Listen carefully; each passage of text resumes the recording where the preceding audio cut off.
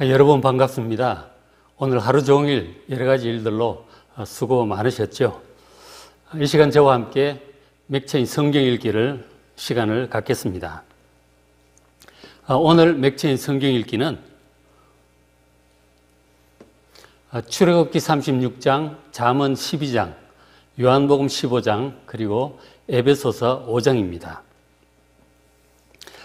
맥체인 성경 읽기 두 번째 라인이 잠언이에요. 잠언은 31장까지 있고 오늘 12장이기 때문에 앞으로 한 20장 가까이 남아 있습니다. 그래서 오늘은 두 번째 라인인 잠언에 관해서 전체적으로 설명을 좀 해 드리려고 합니다. 이 잠언은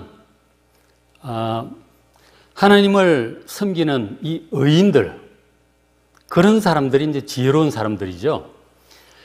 그런 의인들이 악인들, 그러니까 미련한 자들입니다. 미련한 자들, 악인이 더 많은 세상에서 하나님을 섬기는 의인들, 지혜로운 자들이 어떻게 살아야 하는지를 가르쳐 주시는 지혜의 말씀입니다.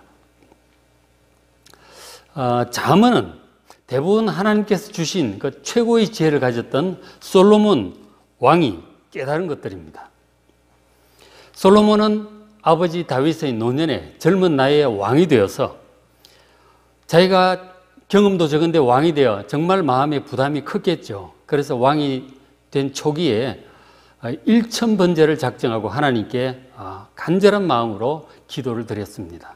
하나님께서 그 제물을 받으시고 그날 밤 솔로몬의 꿈에 나타나셔서 하나님께서 솔로몬에게 말씀하셨습니다. 무엇을 줄고 너는 구하라.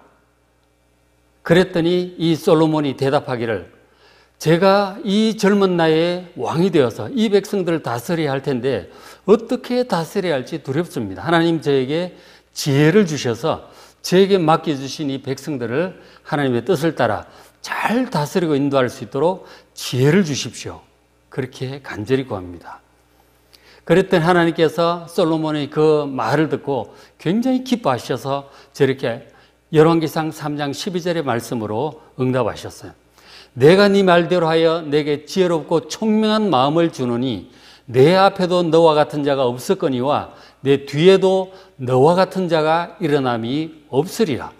그렇게 말씀하셨습니다. 하나님께서 지혜를 간절히 구하는 그 솔로몬에게 너에게 지혜롭고 총명한 마음을 줄 터이니 이전 이후 그 어떤 사람과도 비교할 수 없을 만한 최고의 지혜를 주겠다고 말씀을 하셨던 것이죠. 그래서 솔로몬은 하나님께 주시는 그 놀라운 지혜, 최고의 지혜, 신적인 지혜를 받아서 그 지혜를 가지고 정말 지혜롭고 능력 있게 살았던 사람입니다.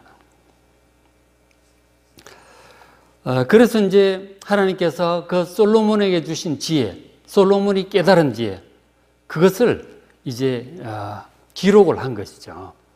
그 짧은 구절도 있고 긴 말씀들도 있고 기록을 했어요. 그것을 모아둔 것이 잠언입니다.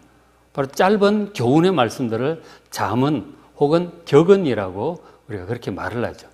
잠언은 인생을 살아가는 데 있어서 가장 지혜로운 말씀들을 하나님께서 인정하시는 최고의 지혜로운 말씀들을 모아둔 책입니다. 하나님께서 저 솔로몬에게 주셨던 그 지혜, 솔로몬이 깨달아서 기록한 지혜를 하나님께서 당신의 말씀으로 인정해 주셨어요. 그래서 성경에 들어와 하나님의 말씀으로 인정받도록 하나님께서 인정해 주신 하나님의 말씀입니다. 여러분, 잠언을 통해서 최고의 지혜, 이 신적인 지혜를 배우셔서 정말 솔로몬 못지않게 지혜로운 그런 능력 있는 삶을 살아가시기를 주의 이름으로 축복합니다. 잠언은 31장까지 있어요. 31장까지인데 크게 이제 두 파트로 나눠 볼 수 있습니다. 앞부분 1장부터 9장은 지혜에 관한 총론입니다. 한마디로 요약하자면 전심으로 지혜를 구하라. 지혜가 제일이니 지혜를 구하라. 라고 하는 권면의 말씀입니다. 지혜가 좋은 줄 모르는 사람은 지혜를 구하지 않을 것입니다. 그렇죠? 그러면 미련하게 멸망으로 떨어져가는 삶을 살 수밖에 없습니다. 지혜의 가치를 알고 그리고 지혜자가 되기를 전심으로 소원하는 것이 먼저예요. 그런 소원을 가진 사람이라야 진정으로 지혜롭게 될 것입니다.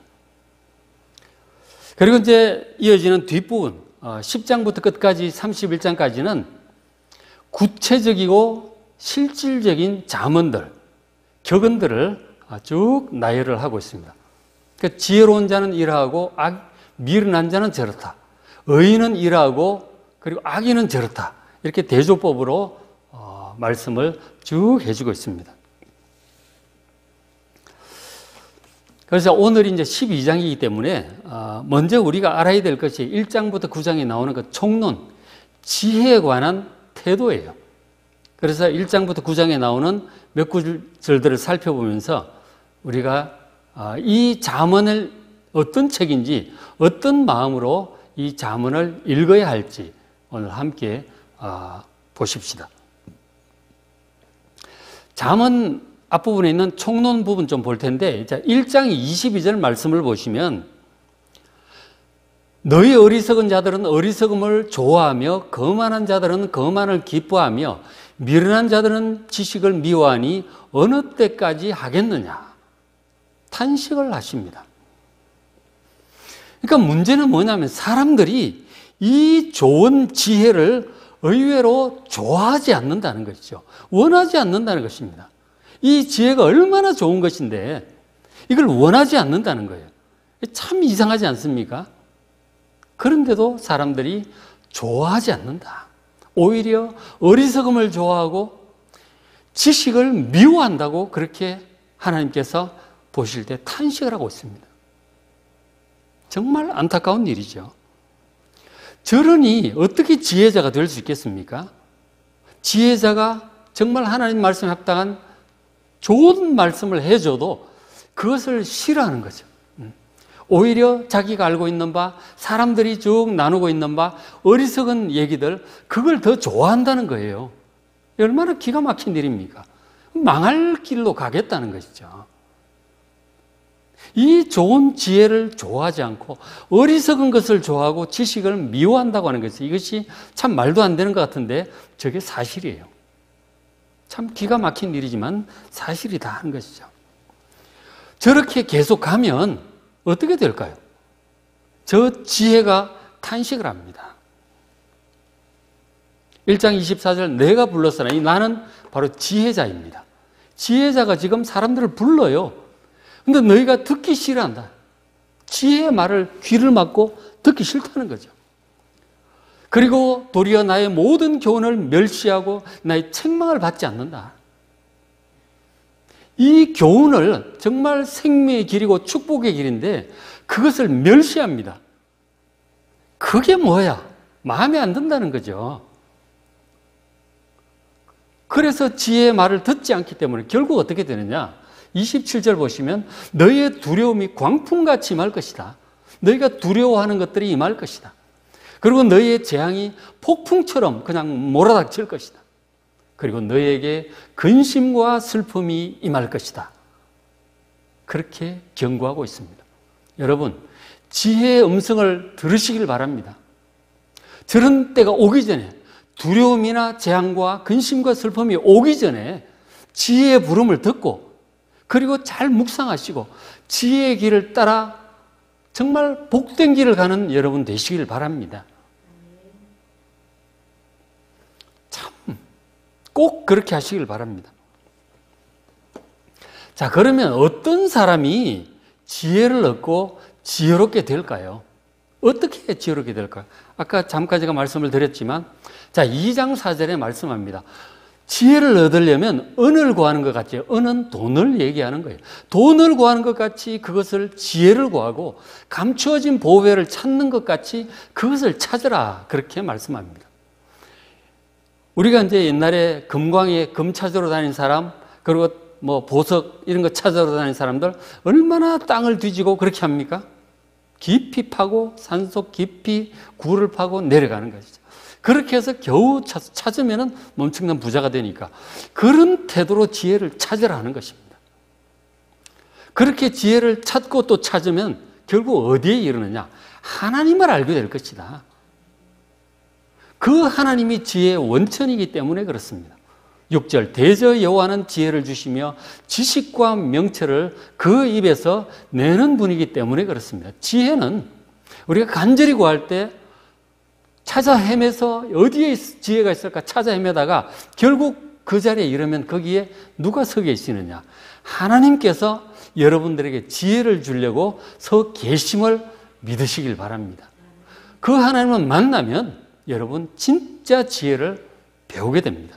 마치 솔로몬이 지혜를 얻기 위해서 1,000번제를 드리면서 하나님께 간절히 기도했을 때 하나님께서 꿈에 나타나셔서 그에게 정말 지혜를, 전무후무한 지혜를 주셨듯이 지혜를 여러분들이 간절히 간구할 때 하나님께서 여러 가지 방식으로 알게 모르게 여러분들에게 놀라운 지혜를 부어 주실 것을 믿습니다. 지혜는 정말 좋은 거예요. 지혜가 얼마나 좋은지, 지혜를 가진 사람에게 어떤 좋은 일이 있는지 여러 가지로 말씀을 하고 있습니다. 전도서를 보시면은 이제 잠언 끝나고 또 전도서가 시작이 되겠죠. 거기를 보시면 그 지혜를 가졌던 솔로몬이 얼마나 능력 있는 사람임을 보게 돼요. 우리가 뭐 다 알죠. 열왕기 상에서 우리가 보듯이 정말 능력 있는 사람이었어요. 그래서 성전도 짓고 나라도 최고로 부강하게 만든 사람이 솔로몬 왕이잖아요. 그 지혜 때문에 그런 것입니다.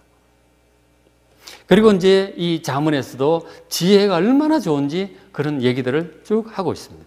잠언 8장 10절을 보시면 너희가 돈을 받지 말고 차라리 나의 훈계 지혜의 가르침을 들으라. 정금보다 순금보다 이 참 지식을 얻으라고 그렇게 권면합니다. 지금 이 시대는 자본주의 시대에 돈과 금과 보석, 주식, 부동산 이런 물질적인 것이 최고의 가치로 여겨지고 있습니다. 그러나 저 지혜자가 정말 간곡히 우리에게 권면합니다. 돈을 받지 말고 금보다도 참 지혜를 얻으라고 그렇게 간곡히 말씀을 합니다. 14절 이 지혜는 계략과 참 지식이 있다 하는 것입니다. 최고의 이 계략과 지혜를 가진 사람 중에 한 사람이 삼국지에 나오는 제갈공명이죠. 정말 그 사람은 모든 판세를 정확히 판단하고 어떻게 해야 이길 수 있는지를 아는 사람이에요. 계략이 풍부한 사람이에요. 그 계략이 이 하나님께서 주시는 지혜에 더 높은 지혜가 있음을 믿으시기 바랍니다. 그리고 지혜는 계략과 지식도 있고 능력이 있어요. 내게 능력이 있다는 것입니다. 세상을 다스릴 수 있는 능력, 세상을 판단하는 능력. 지금 이 코로나19 사태로 인해서 정말 온 세계가 당황하고 있습니다. 전에 겪어보지 못한 너무 빠른 속도로 번지고 감당을 못할 만큼 번지고 있습니다. 우리는 나름대로 감당하고 있지만 유럽이나 미국은 정말 감당을 못하고 있는 것 같아요. 이런 것들을 다루는데도 능력이 필요한 것이죠. 나라를 다스리는 데 능력이 필요하고 그리고 뭔가 좋은 사업을 하는데도 능력이 필요하고 하나님 주시는 사명을 감당하는데도 능력이 필요해요. 그리고 행복한 가정을 이루고 행복하게 사는데도 지혜가 필요하고 건강을 유지하는데도 지혜가 필요한 것입니다. 지혜가 필요하다. 그 지혜가 15절 보면 나로 말미암아 왕들이 치리하고 다스리고 16절 나로 말미암아 재상과 나라의 장관들이죠. 그리고 존귀한 자, 곧 모든 의로운 재판관들 다 지혜로 다스리는 것입니다. 지혜 없이는 뭘 제대로 할 수가 없어요. 지혜가 얼마나 중요한지 아는 사람은 아는 거죠. 지혜가 정말 돈보다도 금은보다도 귀하다는 사실을 지혜를 가져본 사람은 아는 것이죠. 최고의 지혜를 가졌던 솔로몬이 저렇게 우리에게 권면하고 있습니다. 여러분, 그 어떤 것보다도 지혜를 간절히 사모하는 지혜로운 자가 되기를 원하는 여러분 되시길 바랍니다. 지혜는 누가 받느냐? 바로 그 다음 구절 17절 보시면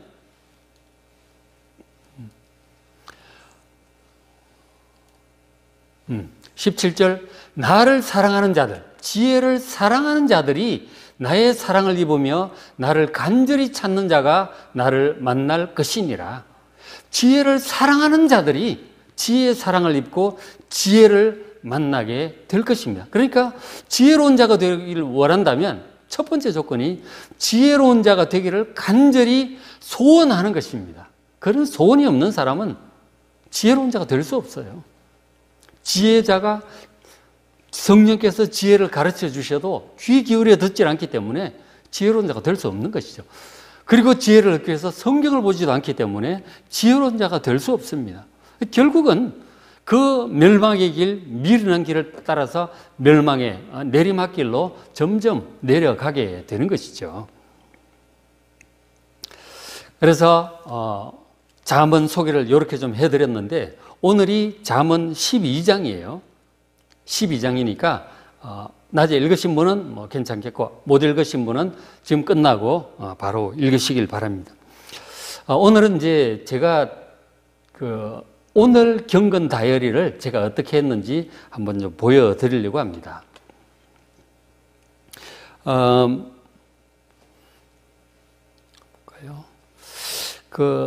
오늘 12장 중에 잠언 12장 12절에 전 은혜를 받았어요. 여러분 이제 저와 대화가 되면 얘기를 좀 해주시면 좋겠는데 어쨌든 저하고 직접 대화는 안 되니까 뭐 카톡방에 지금 유튜브 댓글에 올리셔도 뭐 괜찮아요. 어쨌든 전 잠언 12장 12절 은혜를 받았는데 악인은 불의의 이익을 탐하나 의인은 그 뿌리로 말미암아 결실하느니라 그 말씀에 은혜를 받았어요. 제가 저걸 보고 이렇게 적었습니다. 제가 한번 보여드릴게요. 글자가 잘 안 보이시겠지만 제일 위에 출애굽기 36장 1절 2절이고 그 밑에 출애굽기 36장 8절 잠언 12장 12절 있어요. 거기에 이제 뭐라고 적었느냐면 불의한 것들을 탐한다고 내 것이 되는 것이 아니라 의로운 삶, 의로운 마음이라는 뿌리에서 좋은 것들이 생겨난다. 그렇게 제가 적었습니다. 그러니까 우리가 뭐 돈을 벌고 뭔가를 이루기 위해서 막 그걸 탐한다는 말이 간절히 원하고 욕심껏 원한다는 얘기죠. 그렇게 한다고 해서 얻어지는 것이 아니고 하나님 보시기에 의로운 삶, 의로운 마음이라고 하는 그런 삶으로 살아가면 하나님께서 그런 삶으로부터 자연스럽게 정말 좋은 것들이 생겨난다고 하는 것이죠. 평소에 내가 잘 해야겠구나. 의로운 마음으로 의로운 삶을 살아야겠구나. 그런 생각을 했어요. 그 다음에 또 하나 더 소개를 해드리면 어제 이제 출애굽기 소개해드렸는데 어제 강의 못 들으신 분은 지금 유튜브에 있으니까 이제 보시길 바랍니다. 오늘은 이제 36장 1절에 1절, 2절 말씀 은혜를 받았는데 36장 1절에 부살렐과 오홀리압과 및 마음이 지혜로운 사람 곧 여호와께서 지혜와 총명을 부어사 성소에 쓸 모든 일을 할 줄 알게 하신 자들은 명령대로 하라. 그렇게 되어 있어요. 그러니까 하나님 지혜로운 사람, 특별히 부살렐과 오홀리압이 그 성막을 짓는 이제 가장 장인이었던 것 같아요. 그리고 함께하는 지혜로운 사람들이 있었는데 그 사람들은 여호와께서 지혜와 총명을 부으셔서 그 일을 하게 하신 사람들이라고 표현을 해요. 그러니까 하나님께서 성막을 지으라고 내지는 다른 어떤 일을 하라고 일을 맡기실 때는 그 일을 하는데 합당한 지혜와 총명도 주시는구나. 하나님께서 어떤 직분을 맡기실 때는 내가 경험이 없다고 너무 걱정할 필요가 없겠구나. 하나님께서 주실 때는 지혜와 총명도 주시는구나 하는 그런 생각이 들었어요. 뭐 하면 되겠구나. 하나님 믿고. 그리고 또 하나 중요한 것이 2절 끝에 그 파란 색깔 마음에 원하는 자들이란 마음에 원하는 모든 자들이라는 표현이 있습니다. 그러니까 지혜와 총명이 있어도 하나님을 섬기고자 자원하는 마음이 있는 사람이 실제로 섬기는 일을 하게 되는 것이죠. 그렇죠? 그래서 제가 적기를 이렇게 적었어요. 하나님께서 일을 맡기실 때는 필요한 지혜와 총명을 주신다. 그런 사람 중에는 또 볼까요?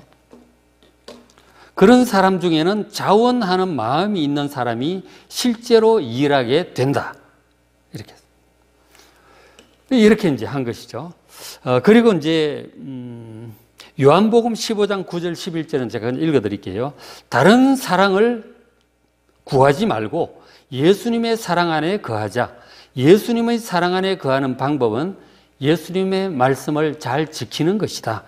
예수님의 말씀을 잘 지키면 기쁨이 충만하게 될 것이다. 그렇게 적었어요. 에베소서 5장 5절 예수님과 하나님의 나라에서 기업이 없다는 것은 슬픈 일이다. 이 세상에서 기업이 약하거나 없는 서름과는 비교할 수 없을 것이다. 이 기업, 자기의 사업이라고 할까요? 직업이라고 할까요? 거기서 우리가 수입을 얻고 안정된 생활을 하는데 우리가 여기서 기업이 큰 사람은 풍성한 것을 누리고 기업이 적은 사람은 작은 것을 누리잖아요. 하나님 나라에서도 기업이 다르다는 거죠. 10고을을 다스리는 사람, 5고을을 다스리는 사람, 2고을 다스리는 사람, 바깥 얻은 대로 쫓겨나는 사람, 다르다는 것이죠. 똑같지가 않습니다. 그러니까 우리가 영원한 하나님 나라에서 어떤 기업을 받을 것인가. 정말 하나님 나라에 기업이 없다는 것은 절대로 그래서는 안 되겠구나. 그런 도전을 다시 한번 받게 되었습니다. 맥체인 성경 읽기는 월요일부터 금요일 저녁 9시 매일 진행이 됩니다. 여러분 또 내일 뵙겠습니다.